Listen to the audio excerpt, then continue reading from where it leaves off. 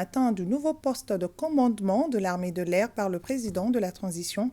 Le bâtiment R+2 bâti au cœur de l'état-major permettra d'améliorer les conditions de travail des FAMA.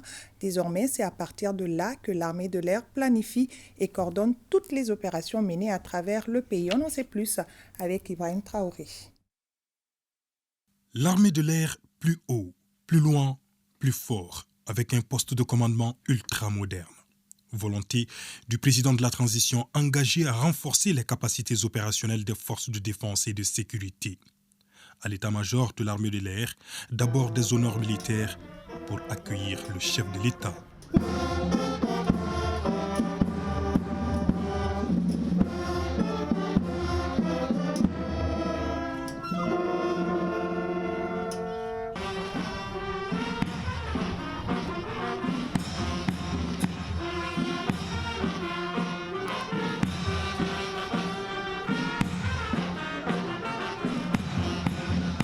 Colonel Assimi Goïta salue ensuite la hiérarchie militaire, dévoile la stèle du nouveau poste de commandement de l'armée de l'air avant de couper le ruban symbolique. Suivra la visite des locaux. C'est un bâtiment R+2 avec une trentaine de bureaux, une salle de conférence et une salle d'opération. L'infrastructure abrite les principales fonctions de commandement pour renforcer et offrir à la composante aérienne des FAMA les capacités de coordination des opérations sur l'ensemble du territoire national. Vous savez, depuis 3 ans maintenant, le président de la transition a donné des directives très claires aux forces armées maliennes.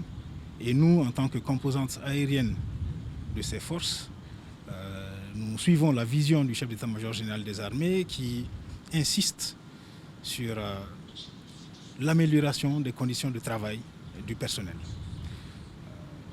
En quelques années, nous avons bénéficié d'investissements extraordinaires dans le cadre de la montée en puissance des forces armées maliennes en général, et nous, à l'armée de l'air en particulier, nous nous sentons très heureux, très chanceux, parce que, comme vous le voyez, notre flotte aérienne, nos capacités n'ont cessé d'augmenter.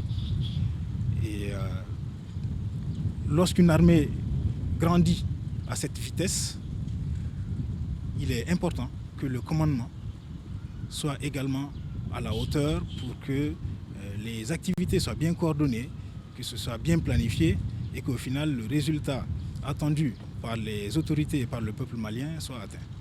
Donc ce bâtiment nous permettra de concentrer en un espace agréable et fonctionnel toutes les composantes nécessaires pour bien coordonner les activités aériennes dans le cadre des opérations des forces armées maliennes.